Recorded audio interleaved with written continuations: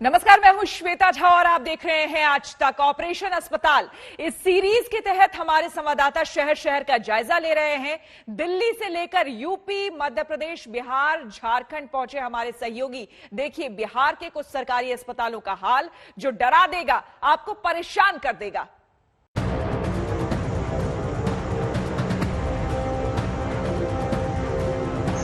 ये बिहार है, कोरोना का हाहाकार है और अस्पताल खुद बीमार है। हमारी टीम जब बिहार के अस्पतालों का हाल जानने निकली तो कई शहरों के बाद यही देखा और समझा।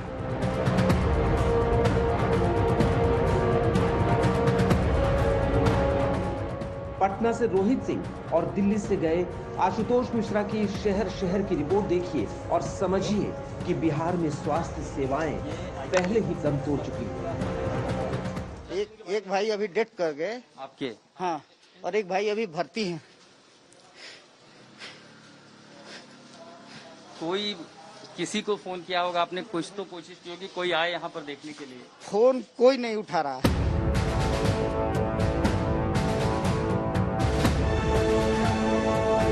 बिहार के अस्पतालों का हाल जानने निकली आज तक की टीम आरा पहुंची तो वहां का हाल बेहाल था। एक मरीज की सांस अटकी हुई थी और अस्पताल के लोग ये तय करने में व्यस्त थे कि उसे देखने की जिम्मेदारी किसकी है। आपकी ड्यूटी है सर यहाँ पर कोविड वार्ड में। मैं आशुतोष मिश्रा हूँ, पत्रकार आज तक से। ये कोविड वार्ड कोविड वार्ड में हमारी ड्यूटी नहीं है सर। कोविड वार्ड में कौशल दुबे जी की ड्यूटी है। ठीक है, मैं कौशल दुबे जी को फोन कर। दुबे जी बोल रहे हैं? ये कोविड वार्ड में एक मरीज है, उनकी हालत एकदम खराब हो रही है सर। उनका ऑक्सीजन जो है 40 के नीचे आ गया है। तो आप कुछ कीजिए ना, जल्दी से एक डॉक्टर भेजिए ना जल्दी से। ठीक है, बात करते हैं। यहाँ कोई डॉक्टर ही नहीं है। एक मरीज की स्थिति बिगड़ रही है, देखने वाला कोई डॉक्टर नहीं है। वो भी जब दोपहर हो चुकी है, बुलाने पर डॉक्टर नहीं आते। ये आरा की व्यवस्था है। जब तक जिम्मेदारी तय होती, मरीज की सांस उखड़ चुकी थी।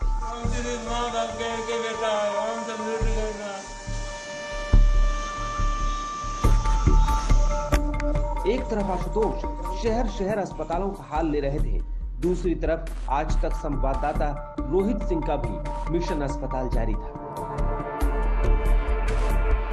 मधेपुरा मेडिकल कॉलेज और अस्पताल के अंदर इस वक्त हम मौजूद हैं और मेरे पीछे जब ये देख सकते हैं, ये कोरोना के लिए कंट्रोल रूम यहाँ पर जो है वो बनाया गया है।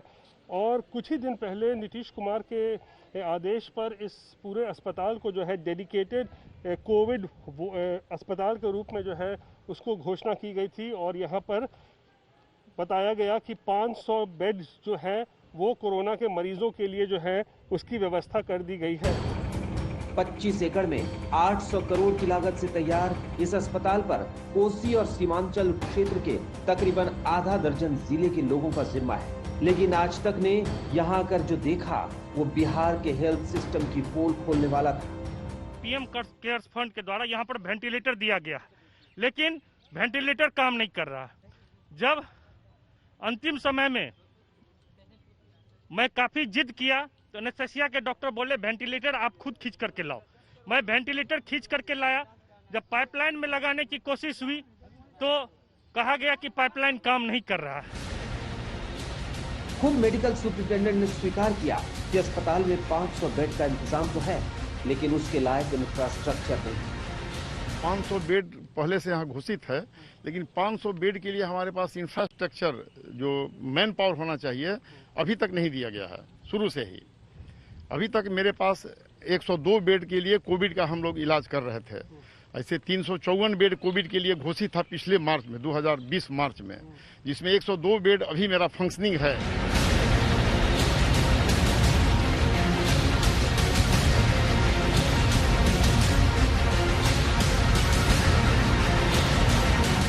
रोहित सिंह की ग्राउंड रिपोर्ट का अगला शहर था सहरसा जिले का सिमरी बख्तियारपुर। मौजूद हूँ सहरसा जिले के सिमरी बख्तियारपुर प्रखंड में, जहां पर आप देख सकते हैं ये एक डेडिकेटेड कोविड अस्पताल है। पिछले साल ही यहां पर आप देख सकते हैं ये सब डिवीजन हॉस्पिटल है, जिसे डेडिकेटेड कोविड हेल्थ सेंटर के तौर पर यानी अस्पताल के तौर पर यहां पर इसको तैयार किया गया था। लेकिन ये जो दूसरी लहर आई है कोरोना की, उसके बावजूद भी बंद पड़ा हुआ था।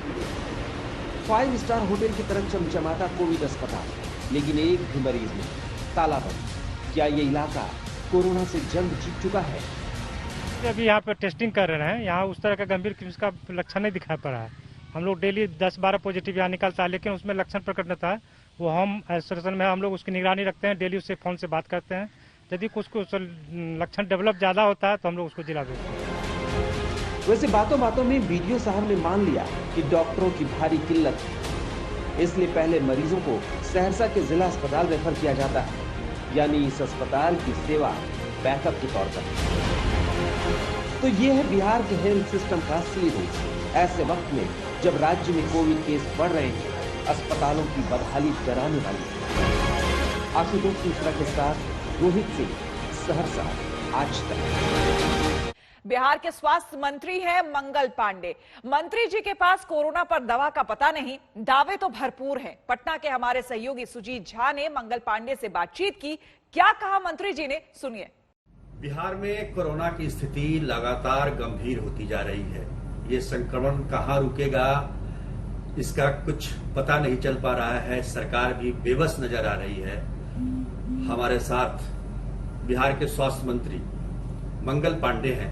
उन्हीं से जानने की कोशिश करते हैं कि सरकार आखिर कर क्या रही है, क्या उपाय किए हैं इस संक्रमण को फैलने से रोकने के लिए, जनता के इलाज के लिए क्या व्यवस्थाएं हैं, क्या वो व्यवस्थाएं पर्याप्त हैं, इसके बारे में जानने की कोशिश करते हैं। मंत्री जी, नहीं, अभी बिहार की स्थिति जो है उसमें प्रतिदिन 14,000 15,000 नए मरीज आ रहे हैं और अभी तक राज्य में लगभग 1,13,000 एक्टिव केसेस, और ये रफ्तार पिछले 20 दिनों में काफी बढ़ा है। और हम सब लोग महसूस कर रहे हैं कि कोरोना का ये जो रफ्तार बढ़ा है उसके कारण निश्चित रूप से कठिनाइयां बढ़ी हैं, चुनौती बढ़ी है, और इन कठिनाइयों और चुनौतियों का सामना हम लोग कर रहे हैं। आगे कितना बढ़ के जाएगा, कब से घटेगा, इसके बारे में कुछ भी अंदाज करना संभव नहीं है। न ही किसी चिकित्सा क्षेत्र के वैज्ञानिकों के द्वारा ऐसी कोई टिप्पणी अभी तक आई है कि देश के अंदर जो ये सेकेंड फेज कोरोना का आया है वो कब तक खत्म होगा। लेकिन राष्ट्रीय स्तर पे यदि हम बिहार को देखें तो बिहार की स्थिति देश के 13-14 राज्यों से बेहतर। जितनी भी संख्या बिहार की हो रही है, यह हम सब लोगों के लिए निश्चित रूप से चिंता का विषय है, क्योंकि बिहार का पॉपुलेशन डेंसिटी भी बहुत ज्यादा है। 1100 से ऊपर बिहार का जनसंख्या घनत्व प्रति स्क्वायर किलोमीटर जो देश में सर्वाधिक है। आबादी भी 12 करोड़ से अधिक है। तो इतनी बड़ी आबादी और इतना सघन जनसंख्या निश्चित रूप से हमें चिंतित करता है कि इस कोरोना के संक्रमण को, इसके चेन को हम जल्दी से जल्दी तोड़े, और उसके लिए जो भी आवश्यक कार्य करने हैं वो भी किए जा रहे हैं, और साथ ही जो इलाज और उपचार के कार्य करने हैं वो भी किए जा रहे हैं। ये तो सबको पता है कि बिहार में जनसंख्या बहुत ज्यादा है, जनसंख्या का घनत्व बहुत ज्यादा है, फिर भी सरकार ने तैयारी नहीं की, पूर्वानुमान नहीं लगाया कि दूसरा कहर भी आ सकता है कोरोना का। यही वजह है कि आज मरीज दर दर भटक रहे हैं। नहीं, यदि ऐसी बात होती तो केवल बिहार में कठिनाई दिखाई पड़ता या बिहार में परेशानी दिखाई पड़ती। मैंने आपको कहा कि देश के 14 राज्यों में बिहार से ज्यादा परेशानी और बिहार से ज्यादा पॉजिटिविटी रेट है। तो ऐसा नहीं है कि हम लोगों ने आकलन करने में कोई गलती की। जो समग्र रूप से देश में सोचा जा रहा था, दुनिया में सोचा जा रहा था, उसी अनुरूप हम भी सोच रहे थे और उसी अनुरूप हमने व्यवस्था किया। हम लोगों ने तो यहाँ तक भी आकलन नहीं लगा पाए हैं कि बिहार को कितने ऑक्सीजन की जरूरत है। मुख्यमंत्री ने उच्च स्तरीय बैठक में ये कहा भी है स्वास्थ्य विभाग को कि ये पता लगाएं कि बिहार को कितना ऑक्सीजन चाहिए। नहीं, बिल्कुल ऐसी स्थिति नहीं है। सत्य तो यही है कि पट्टा पे ही ज्यादा दबाव, और कठिनाई यदि कुछ आई तो पटना में ही आई। दूसरे सुदूर जिलों में या अनुमंडलों में ऑक्सीजन की दिक्कत नहीं है अभी तक सुजीत जी।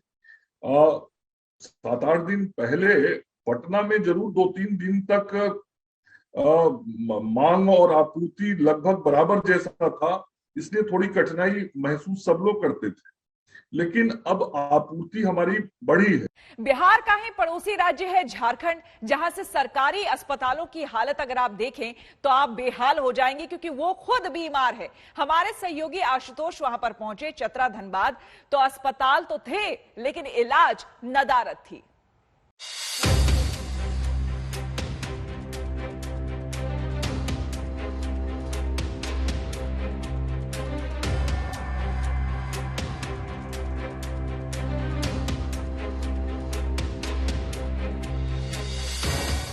ऑपरेशन अस्पताल में अब झारखंड के शहरों की तरफ चले हमारे संवाददाता आशुतोष मिश्रा। चतरा, रांची, धनबाद, कई शहर, लेकिन ये तस्वीरें देखिए उस शहर की जो कोयले के धंधे से मालामाल है। ये शहर धनबाद है।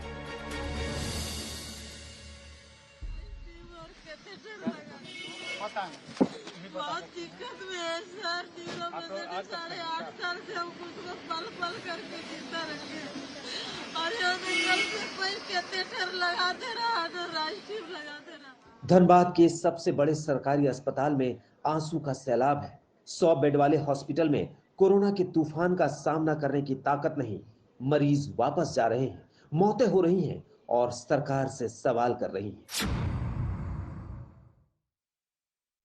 पॉजिटिव दिखाया है इनका ये, लेकिन यहाँ पर कंडीशन ऐसा देख रहे हैं कि मान ले कि यदि गार्जियन को आप पेशेंट के पास जाने के लिए नहीं दे पा रहे हैं तो कम से कम अंदर से तो पूर्ण क्योर होना चाहिए पेशेंट के लिए, तभी तो लोग नहीं जाएगा गार्जियन।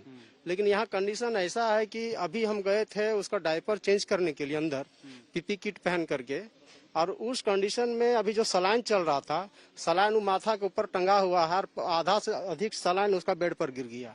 हमने बोला कि सर आप लोग कैसे सलाइन कर रहे हैं, तो बोला नहीं ठीक है मैं कर दूंगा।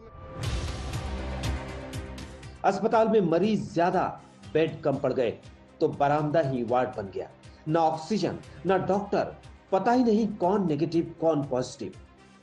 मरीजों का ऑक्सीजन लेवल गिर रहा है, चीख पुकार मच रही है, लेकिन गुहार हो गई। हाँ, जितना है उतना लगाया हुआ है। कितने बेड हैं आपके पास और कितने पर ऑक्सीजन है? अभी 10 बेड पे ऑक्सीजन हम लोग का अवेलेबल है। टोटल हैं कितने बेड आइसोलेशन के? आइसोलेशन के 40 बेड्स हैं और 10 बेड पे ऑक्सीजन लगाया हुआ है, और हम लोग को 1-2 सिलेंडर रिजर्व रखना पड़ता है, ताकि कुछ पेशेंट्स को हम लोग अगर खत्म हो जाता है सिलेंडर तो फिर हम लोग लगा सकें। अगर हम लोग नहीं रखेंगे तो अगर सिलेंडर में ऑक्सीजन खत्म हो जाता है तो फिर हम लोग को कैसे बैकअप देंगे। कैमरे के सामने अफसर दावे तो बहुत करते रहे, लेकिन इस महिला के बेटे को साफ कह दिया गया, आप यहां से जाएं। किसी पेशेंट को आप मना कैसे कर सकते हो ऑक्सीजन देने का? कहीं और उनको बोल रहे हैं। भैया क्या बोला आपको डॉक्टर ने? बोला यहाँ ऑक्सीजन नहीं है, कहीं और हॉस्पिटल। साहब आपके सामने बोला है। मरीजों उनके परिवारजनों के प्रति बेरुखी, अस्पतालों की अव्यवस्था अब कोई नई कहानी नहीं है, चाहे वो झारखंड, उत्तर प्रदेश और बिहार हो। लेकिन उस झारखंड में जहां से पूरे देश को ऑक्सीजन की सप्लाई होती है, जहां से ऑक्सीजन एक्सप्रेस चलाए जा रहे हैं, वहां के सरकारी अस्पतालों में अगर लोगों को ऑक्सीजन और ऑक्सीजन बेड का इंतजार करना पड़े तो ये सिस्टम पर सबसे बड़ा तमाचा है।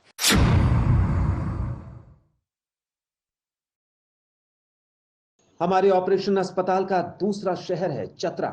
हमारी टीम यहां के सरकारी अस्पताल पहुंची तो यह हॉस्पिटल खुद अव्यवस्था के वायरस से संक्रमित था। हमें यहां एक बुजुर्ग मिले जिनकी सांसें उखड़ रही थी। ऑक्सीजन भी था लेकिन मास्क नहीं। यहाँ लोग मास्क नहीं देंगे, नया मास्क खरीद के लाने गए। तब तक तो जान बच जाएगी, जो उनके पास नया लगा लीजिए। अस्पताल में हमेशा स्टॉक में नया होता है, नया बता रहे हैं। वो कह रहे हैं नया नहीं है, कह रही है नया नहीं है अस्पताल में। अब सबके नया कहाँ से देंगे, आप ही बोलिए। लेकिन अब जो आप देखेंगे वो सरकारी स्वास्थ्य सिस्टम से रहा सहा यकीन भी उठा देगी। यह है चतरा के अस्पताल का जनरल वार्ड। यहां डॉक्टर नहीं है तो ऑक्सीजन लगाने का फर्ज एक ड्राइवर निभाता मिला। भाई अगर हम ये हमारा भाई है, ये मेरे बड़े भाई हैं। आप क्या करते हो? हम यहाँ ड्राइवर हैं। आप ऑक्सीजन लगा रहे हो सबको? क्या फर्क पड़ता है, हम अपने भाई को लगा रहे हैं, अपने फैमिली को लगा रहे हैं। आपको आता है लगाने? हाँ, क्यों नहीं। 13 साल से मैं इस अस्पताल में काम कर रहा हूँ। डॉक्टर नर्स वो सब नहीं करते? करते हैं, सब लोग करते हैं। आप भी कर देते हो? हाँ। खैर, इस संक्रमण काल ने साफ कर दिया कि सरकारों ने मरीजों को भगवान भरोसे छोड़ दिया है। ड्राइवर जो है ऑक्सीजन लगाएगा, मरीज के तीमारदारों को, बच्चों को कोविड वार्ड में ऐसे ही घूमने जाने दिया जाएगा। जरूरत की दवाइयां अस्पताल में अगर मुहैया नहीं है तो आखिर जब परिस्थिति और खराब हो रही है तो इससे निपटा कैसे जाएगा? ऐसा ना हो कि जब तक हालत बेहतर हो तब तक बेहाली बढ़ जाए।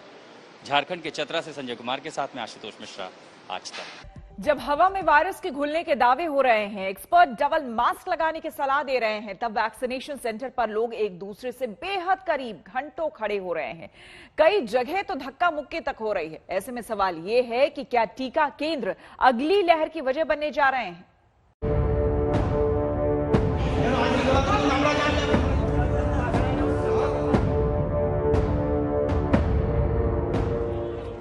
मुंबई का बीकेसी वैक्सीनेशन सेंटर, जहां वैक्सीन लगवाने आई ये भीड़ सारे देश को डरा रही है। सवाल सीधा है, क्या वैक्सीनेशन सेंटर कोरोना विस्फोट की बड़ी वजह बनने वाले हैं?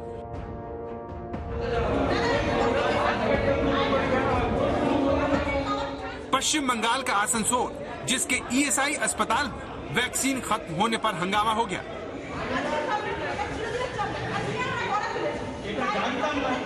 सवाल यह है, क्या कोरोना की अगली लहर टीकाकरण केंद्रों में बद इंतजामी की वजह से आएगी?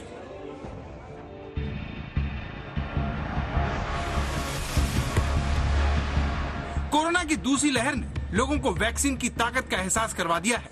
ऐसे लोग हर काम छोड़कर टीका लगवाने के मिशन में जुट गए हैं, लेकिन बदले में उन्हें निराशा हाथ लग रही है। मैं कल यहाँ से 30 किलोमीटर दूर अपनी माँ को लेके गया, रजिस्ट्रेशन कराया, रजिस्ट्रेशन को दिखाया, बोलते हैं ऊपर के अधिकारियों ने मना किया है वैक्सीनेशन करने के लिए। पहला डोज था मेरी माँ का, और मेरी मदर को कैंसर है। मैंने कहा उनको डोज लगना बहुत जरूरी है, बोले नहीं है।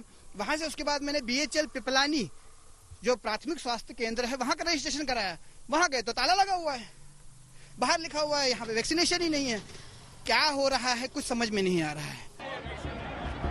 तो क्या जिस कोरोना से बचने के लिए लोग वैक्सीनेशन सेंटर पहुंच रहे हैं, वहीं वो उसके शिकार होने वाले हैं? सवाल इसलिए उठ रहा है क्योंकि मुंबई के बीकेसी वैक्सीनेशन सेंटर में वैक्सीन लगवाने की जल्दबाजी में लोग सोशल डिस्टेंसिंग भूल गए, जबकि ऐसा करना उन्हें बहुत भारी पड़ सकता है।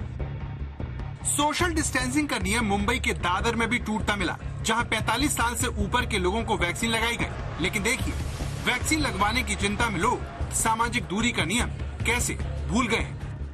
मुंबई में सेकेंड वेव के बाद कोविड के केसेस तो कम हो रहे हैं, लेकिन लोग ज्यादा से ज्यादा वैक्सीनेशन सेंटर्स पर आ रहे हैं वैक्सीन लेने के लिए, लेकिन लिमिटेड स्टॉक होने की वजह से आप देख पाएंगे कि ऐसी लंबी लाइन जो है ये वैक्सीनेशन सेंटर्स पर दिखाई देती है। इस वक्त हम दादर में हैं, एक पार्किंग लॉट में ये वैक्सीनेशन सेंटर शुरू किया गया है। तो ये सुबह की जो गर्दी है ये 2 से 3 घंटे में आप कह सकते हैं कि वैक्सीनेशन सेंटर्स पे जो डोजेज हैं वो दिन के जो डोज हैं वो एग्जॉस्ट हो जाते हैं। एक तरफ बीएमसी के ऊपर ये चैलेंज है कि 18 to 45 इयर्स में जो एज ग्रुप में जो लोग हैं उनको वैक्सीन दे, दूसरा ये कि जो सेकंड डोज पेंडिंग है उनको सेकंड डोज दे। तो इन सारी दिक्कतों में जो वैक्सीन का स्टॉक है वो कहीं ना कहीं कम पड़ रहा है। देश में वैक्सीनेशन सेंटर किस तरह से कोरोना का अड्डा बन सकते हैं, उसे महाराष्ट्र के ही बीड की तस्वीर से समझिए, जहां कोरोना का टीका लगवाने आए लोग लाठी चार्ज में फंस गए। सीसीटीवी की इस तस्वीर में आप देख सकते हैं कि पुलिस एक नौजवान को मार रही है, जिससे वैक्सीन लगवाने आए बुजुर्ग और महिलाएं सकते में आ गए। महाराष्ट्र के पड़ोसी राज्य गुजरात के भी हालात बहुत अच्छे नहीं हैं, जहां वैक्सीन लगवाने के लिए सैकड़ों लोग सुबह से ही केंद्र पर मास्क लगाकर तो पहुंच गए, लेकिन यहां भी सोशल डिस्टेंसिंग गायब मिली। लोग कोरोना के खतरे के बीच घंटों ऐसे ही एक दूसरे के करीब खड़े होने को मजबूर हैं, ताकि चाहे जैसे भी हो बस वैक्सीन लग जाए।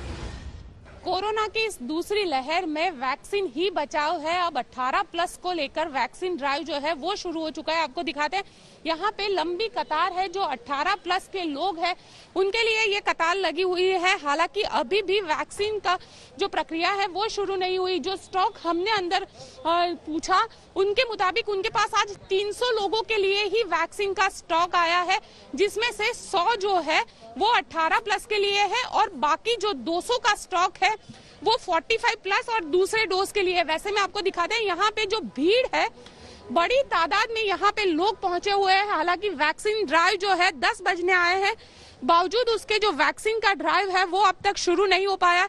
ये बताइए, आप लोग कितने बजे से यहाँ पे इंतजार कर रहे हैं? 8 बजे से, 8 सवा 8 बज के बाहर खड़े थे, 8:15 बजे से। अभी तक हमारा नंबर नहीं आया है। जिस भारत में सबसे ज्यादा टीके बनते हो, दुनिया के सबसे बड़े टीकाकरण अभियान चलते हो, उस देश में वैक्सीनेशन सेंटर मछली बाजार बन गए हैं, जहां सिर्फ हंगामा और मायूसी है।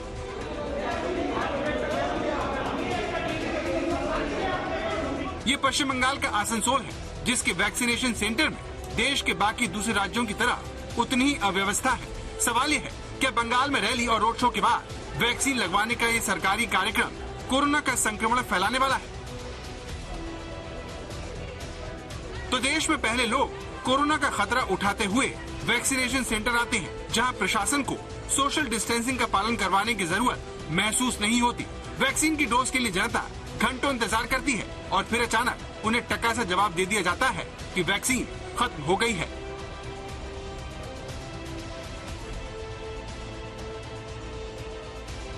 साइबर सिटी गुड़गांव में भी ऐसा ही हुआ, जहां लोग घंटों लाइन में लगे रहे, लेकिन जब उनकी बारी आई तो कह दिया गया कि वैक्सीन खत्म हो गई।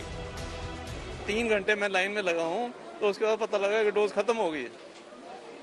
और यहाँ खिड़की एक ही है, लोग इतने हैं और बड़े, मेरे से भी ज्यादा बुजुर्ग जो हैं जो सफर कर रहे हैं, तो मेरा सजेशन दिया है खिड़की एक ही या 4 होनी चाहिए। जयपुर के गांधीनगर के इस टीकाकरण केंद्र में तो बाकायदा वैक्सीन खत्म होने का बैनर ही लगा दिया गया।